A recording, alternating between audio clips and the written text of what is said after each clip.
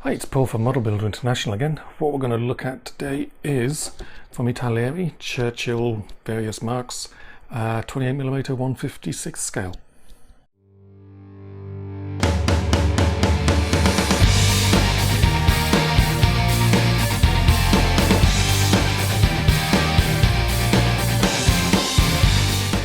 Okay, so what do we get in the box? Pretty neat cover art. These are the 7 different variants of the Churchill you can make from this one kit. You only end up with one tank at the end though.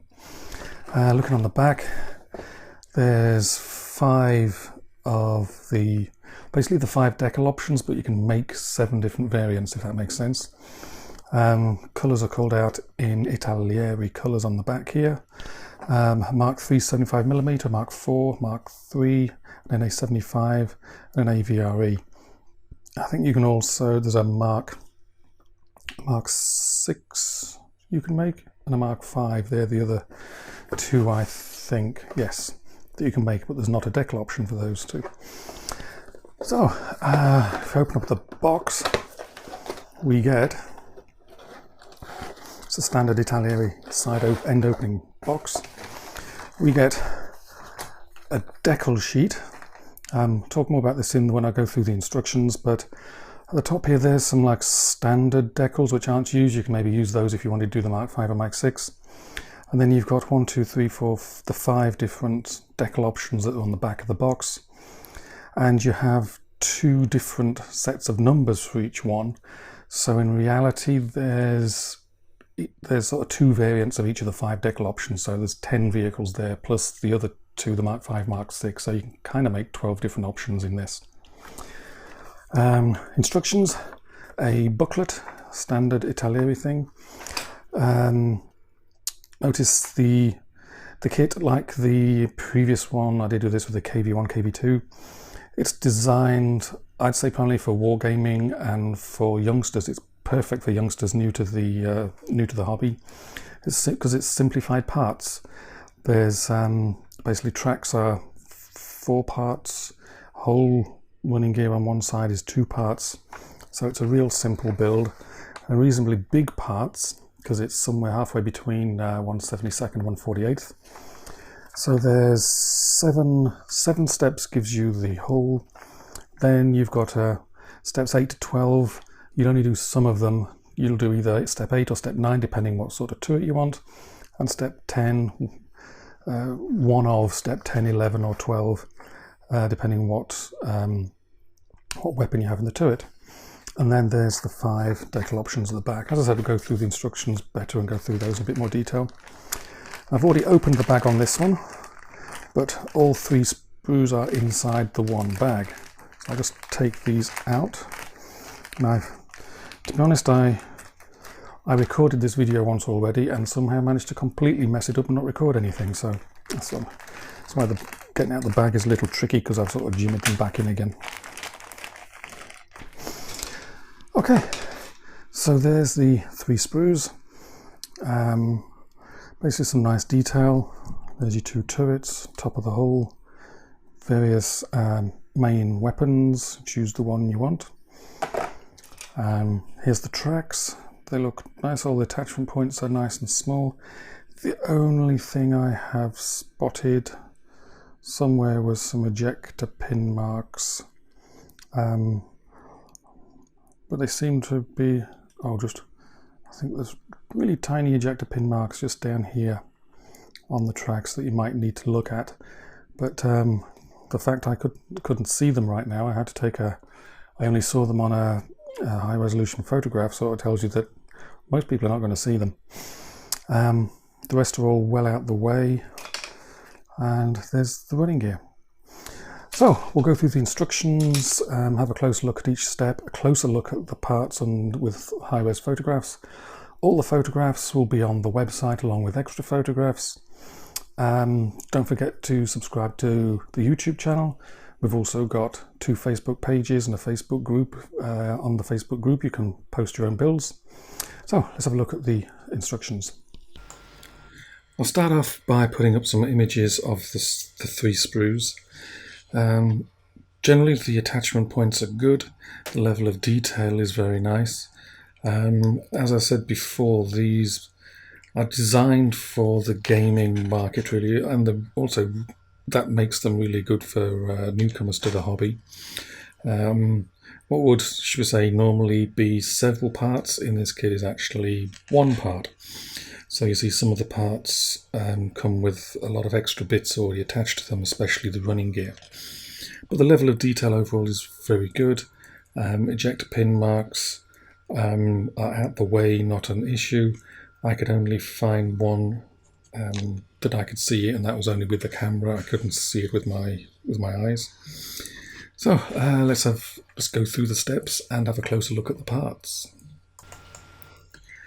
First, step 1 and step 2 is actually identical. Step 1 does the running gear on one side, and step 2 does the running gear on the other side. So let's look close up look at some of these parts. The level of detail is very good.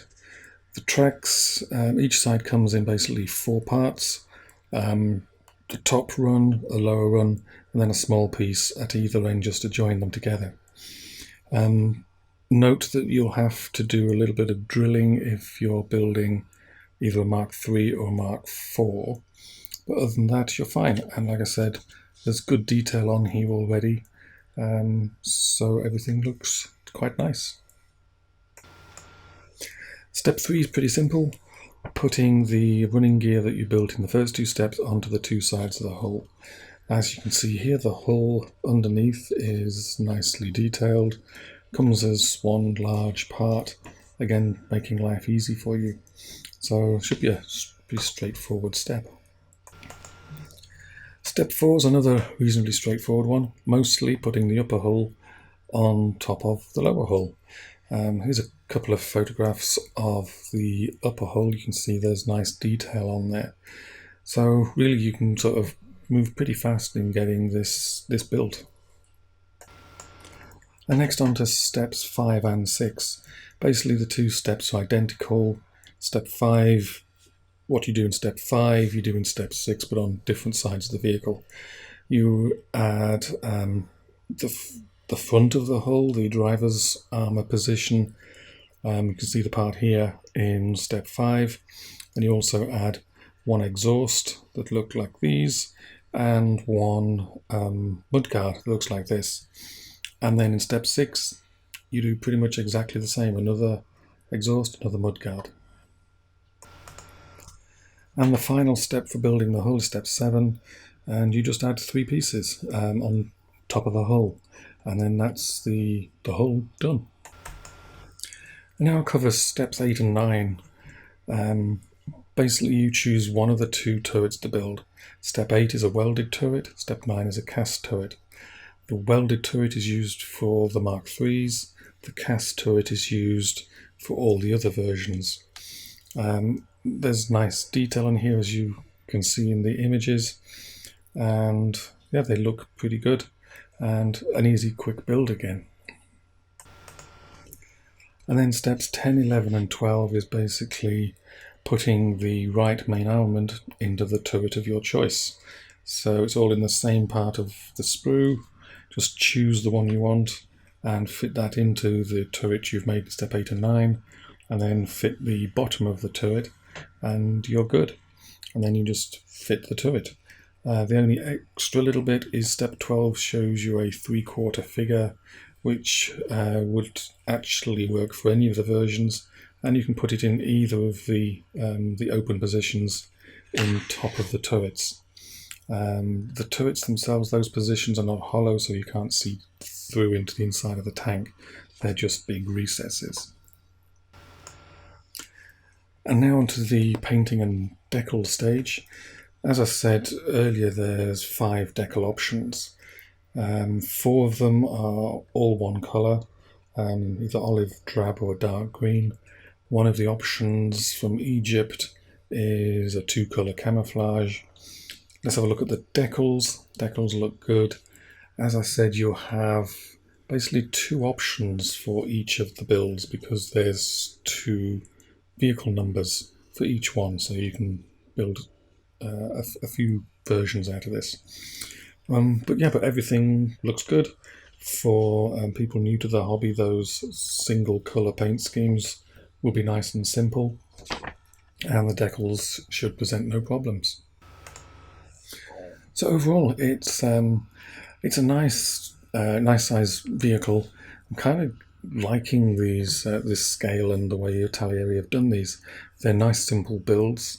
Like I said, designed for wargaming, but also ideal for youngsters new to the hobby because it's larger parts, easy to play with. They can produce something after probably less than a couple of hours of work. Simple paint schemes, although there is a camouflage one there if you want to make it a bit more complex. And even for grown-ups, it would be nice to quickly throw one together and play with weathering and just have something to practice on. These will be ideal for that. So there's a lot to give these merit, and like I said, they're bigger than 1/72nd scale, not quite as big as 1/48th, but overall they're very nice details on them as well. So many thanks to Italeri for sending them along. If you like the videos, don't forget to subscribe.